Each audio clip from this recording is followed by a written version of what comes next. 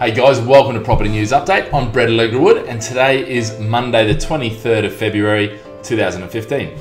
Okay, so today I've got a whole range of articles and I just thought I'd go a broad range of things that are happening right now because there's lots of different stuff happening. I mean, the tone of everything is actually positive. You know, we're talking about Greece and Brexit and all these sort of things and you know, China slowing down and all the tailwinds, if you like.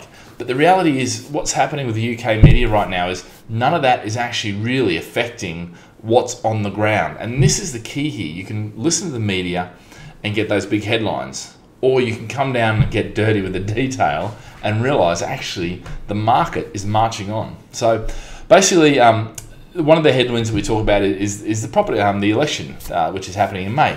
Now, traditionally what happens with that is leading into the election, things slow down because of the uncertainty. And in actual fact, if you go back even before, say, 6 months out, activity starts to pick up as people start to try and sell, and it's a buyer's market. But then what happens, things slow down, buyers and sellers, and then what happens is they pick up after, once people have some certainty. And that's pretty much what this article is saying. There's a whole range of different things. But look, the bottom line is ignore the recession. Yeah, it's going to happen. Whoever gets in, yeah, I personally think if Labor gets in, it'll be worse off for investors and landlords. I think, you know, they have no concept of what they're doing. You know, the things they're saying are just stupid. I think UK IP Party, which is the independent party, could, you know, they'll mix things up a bit. But I think the reality is, from my take on it, it's not, I don't think it's going to be that close. And I personally don't think, I think the coalition will get back in. You know, we'll see what happens. Look, you know, I don't really care either way because what I'm going to do is make money anyway. And that's the key distinction, I guess, you have, you know, with wealthy people, educated people, and that whatever the circumstances are, they can't control which party's in, but they get on with it anyway. So that's the key point with this. But what will happen is after, I think the first 6 months, you'll see a bit subdued in terms of prices and what's happening in the market. Second 6 months, I think that's when we'll take off again. And the key to it is going to be that the rest of the UK will take off, okay? Your commuter belts, your major cities and towns, you know, and I think that's the good news about the UK right now. Okay, this article here, collapse in house building heaps pressure on ministers. Look, the problem is they haven't really got an answer for this, and they should have. It's not that hard a problem. What they need to do is fix up the planning, because planning takes too long, and we're too afraid in the UK to build on green belt land. I fly helicopters, and when I'm up there, it's amazing how far. You only have to be at 2,000 feet, and you look at London, and fair enough, it's all built. But you turn around the other way and look up north, okay, or even get on the other side of London, and it's green everywhere. I've never seen so much green, and look, that's fantastic. And I'm not against, you know, I'm not for killing all the trees and all that sort of stuff. But there's so much land that's available for use, but they make it so hard. So that's one aspect. The other aspect is that the planning, it's just everything is a mission, okay? They've got to free that up. And I think if they do that, and the other side is they've got to get some funding available for smaller developers. And that's one of the places they're missing. The big developers, they're well funded. Medium tier, you know, small tier, they don't exist almost. You know, so they've got to fix this up. They have to fix this up. Otherwise, it's going to very quickly be a massive problem, you know. Housing sales up 21%, you know. This is going to keep happening. I mean, we're talking about, it's the highest number since 2007. You know, that was 7 years ago, okay? So we're back up to the highest number since 2007, which was when the recession effectively hit. So that's good news, and that will continue to grow. It's great news for everyone all around the UK, because this is spread not just in London, but, well, no, I won't say evenly, but across the whole of the UK. So good news there. Halifax, it's time to fix. And I stumbled upon this one, you know, Mortgage Introducer.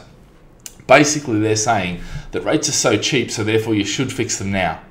And it's like, you're an idiot, you know. The reason that fixed rates are less than standard rates is because nobody thinks they're going to go above standard. So, you know, yes, you can fix them in, but then what you might find is rates go even lower. You know, so you've got to really weigh this, and this is where I hate people, and I hate, you know, mortgage brokers and mortgage companies that basically say, oh, fix now because it's this. And it's like, no, that's not the reason for fixing. The reason for fixing is because this is what suits your portfolio. And this is where you think the future market is going to go. So by all means, fix now if you're really concerned that, your job may disappear, your income may go down, or, you're restricted. There's a lot more reasons than, oh, fixed rates are cheaper than standard rates, so you should fix on a fixed. It's not that simple. If you're not sure, talk to the team. They'll explain all that to you. Okay. Worse than nothing. So this is one in The Economist, which is basically talking about negative interest rates. A lot of countries around the world are putting out negative interest rates. In other words, they're charging banks and people, or effectively banks, to leave the money in there. So in other words, they should be lending it out. They should try to stimulate the economy because they don't want to go into deflation. The interesting thing with deflation, and I've got another special that I'm producing right now, which is on deflation, talking about the current round of deflation and what's happening, or the potential for deflation, and how it's deflation without deflation, because it's pretty much fuel linked, not actual consumer prices. So if you go out there in the street, prices actually are still going up, wages are still going up, and the normal stuff that should be happening. But what's happened is fuel has gone down so much. Now the interesting thing is, this deflationary cycle in the fuel thing will only happen for a little while. What will happen is if it settles out there, then that'll disappear, because basically that will become the norm. Inflation is the change in prices, so it's the change, or deflation is change in prices over time. So it's the change, it's not the set standard. So when the set standard comes to wherever it is, the inflation or deflation rate will go back up. So I'm not that worried about deflation right now. Some countries have got to worry about it, but as an investor, I'm really just ignoring it. I'm just, if I can negotiate better prices because of it, and I can use that as a bargaining chip, fantastic.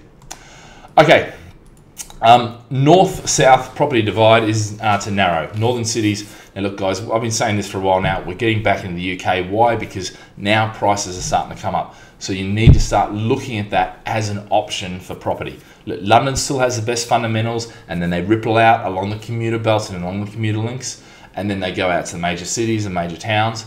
But the reality is now the North is starting to get back on its feet. The markets are starting to pick up. They're still not sensational, and it's still a little way off. I've always said 2017, I think that's when I'll be saying, right, everything back to normal, forget about what happened, it's gone. It was 10 years of pretty much, not ordinary.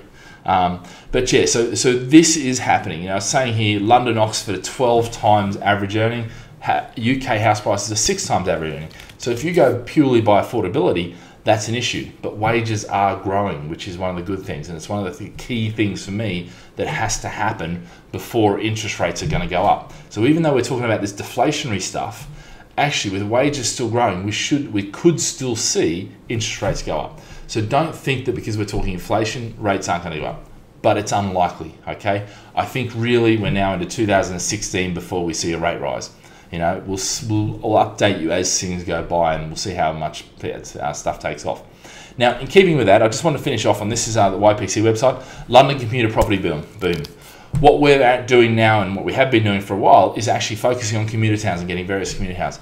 I've got a new product that basically means you can earn 10% on your money secured by property. Okay. Now, if that interests you, and you're interested in that, and you're a subscriber, speak to the team, and they can talk you through the details of that. Okay. It basically involves lending to a developer, sort of the crowdfunding type thing, along those sort of lines. So there's an opportunity there. Find out about it. Jump on the website. But guys, not a lot of big news this week, but a lot of little news that all pieced together means actually pretty good things. The market is moving in the right direction that we want it to. So I don't think you've got too much to worry about, but get out there, research your areas outside London and, the commuter belts and the major cities. They're the places you need to be looking to invest now.